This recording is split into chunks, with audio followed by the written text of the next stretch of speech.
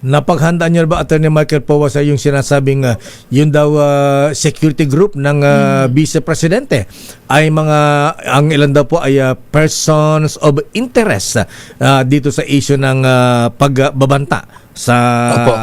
ng Vice Presidente? Opo, well sa atin naman po, no, tayo ay mag-aantabay lang tayo kung ano man ang maging resulta. Hindi kasi tayo privy sa mga detalye ng kanyang sinasabing investigasyon.